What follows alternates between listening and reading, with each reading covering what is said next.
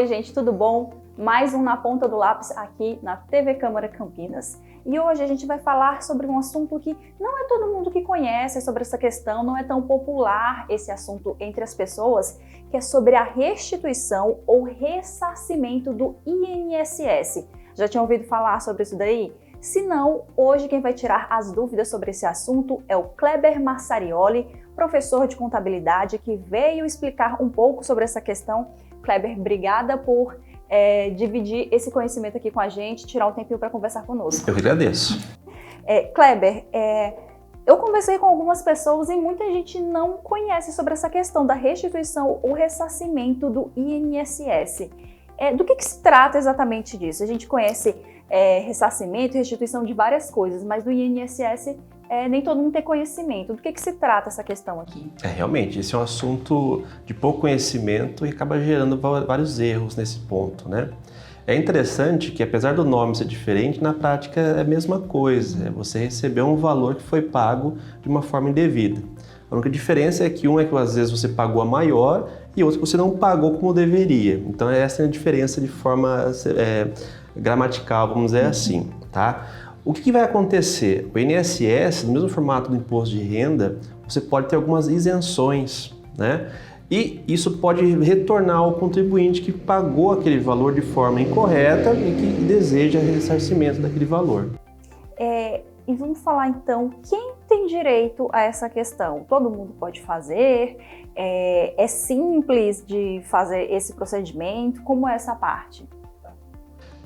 Principalmente isso ocorre, pode acontecer com aposentados, inclusive, pode ocorrer com empresários e até mesmo com trabalhadores seletistas, por exemplo. Por quê? Tudo que vai envolver o pagamento do INSS pode submeter a algum erro ou alguma isenção que não foi aceita no momento correto. Então, por exemplo, vamos começar para a questão dos aposentados. Do mesmo formato que você tem a isenção do imposto de renda, o INSS também permite para aposentados e doenças graves, tá? Então, por exemplo, a doença grave, de acordo com o rol pela lei, você pode submeter aquela isenção do INSS, que foi pago ali, por exemplo, para uma aposentadoria, enfim, tá? O que a gente vai ver com bastante recorrência é no caso daquelas pessoas que trabalham em 2 empregos, por exemplo. O INSS ele possui um limite de contribuição. Então, o que ocorre? Às vezes, por ter várias fontes pagadoras, ele recebe metade, vamos dar um exemplo, tá? R$4.000 no emprego e R$4.000 no outro. Veja que já é superior ao limite. E ele acaba recolhendo para as 2 empresas um montante que supera esse valor que é permitido. Então, essa diferença ele pode ter o ressarcimento. O que acontece? Nesses casos do seletista, ele tem que avisar de forma mais rápida possível o departamento de RH ou aquele que controla o cálculo previdenciário, para que ele não calcule essa diferença e faça os abatimentos, tá? Isso é o mais comum. Pode acontecer com empresários também, no sentido do recolhimento incorreto do INSS, por algum cálculo que não deveria ter sido feito, a própria contribuição, né? Por exemplo, a gente pode falar do microempreendedor que faz a contribuição, depois ele altera, ele quer contribuir um pouquinho um valor superior. Então pode existir alguns erros aí, ou incoerências no sentido do cálculo que ele pode solicitar a sua restituição. Não é muito simples, tá, essa restituição. Por quê? Porque para que a gente consiga esses valores de retorno do INSS, principalmente no que tange aposentadoria e doenças graves, a gente vai precisar do laudo pericial, tá? Então, o que a gente solicita? A gente solicita que seja feita o contato com o INSS de forma presencial ou pelo telefone 165, faça o agendamento para que tenha o laudo pericial referente a essa doença grave, por exemplo, tá? E nesse caso, então, quem tem que ficar mais atento é o funcionário ou o RH? O contratado ou o RH tem que ficar atento para isso aí? Boa pergunta. É muito comum que a própria empresa já informe ou avise de forma antecedente, né, ao empregado sobre essa situação, principalmente naqueles empregos que isso ocorre com maior frequência.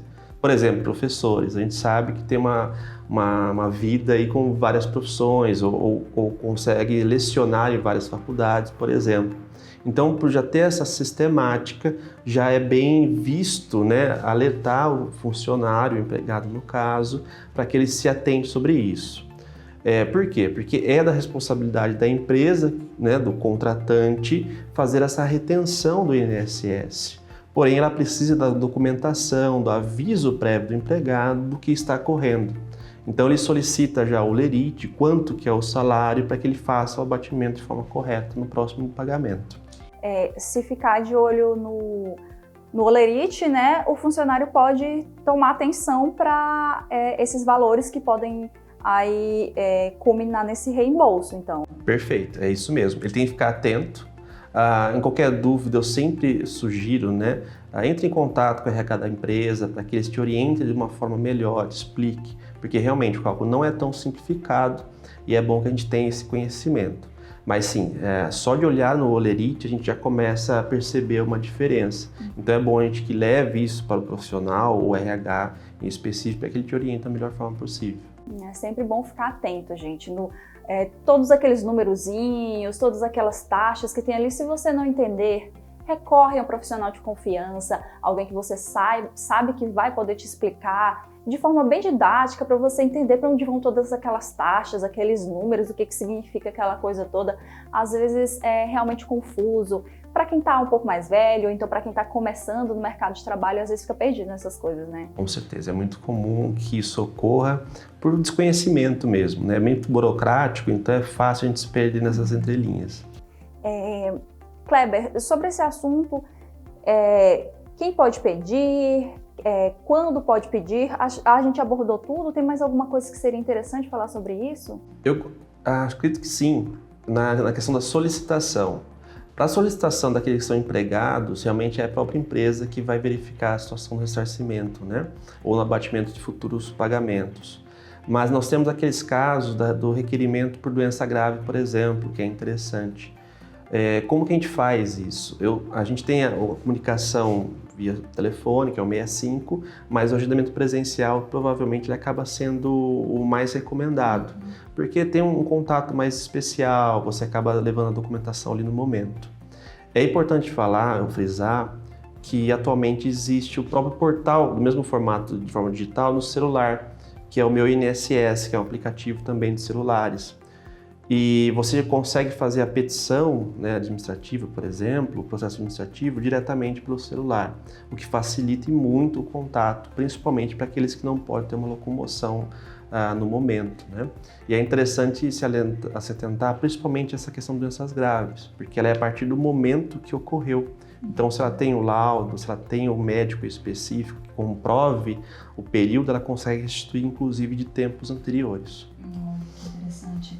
A gente vai conversando e vai surgindo mais dúvidas, mais questões. E o Kleber Marsarioli, professor de contabilidade, nosso convidado de hoje, explicou bem direitinho, tirou nossas dúvidas. Kleber, obrigada. E novamente eu deixo o espaço aberto para você vir outra vez falar sobre outro assunto aqui na Ponta do Lápis. Eu agradeço. O Na Ponta do Lápis de hoje fica por aqui. Eu espero que tenha tirado alguma dúvida que você tenha em casa. Se você nunca nem tinha ouvido falar sobre esse assunto, agora está sabendo do que se trata. Convido vocês aí no YouTube da TV Câmara Campinas visitar os outros quadros com os outros assuntos do Na Ponta do Lápis, que com certeza vai ter alguma coisa lá que vai facilitar o seu dia a dia. Eu convido vocês também a assistirem os outros programas da TV Câmara Campinas e eu espero vocês na próxima edição. Até mais!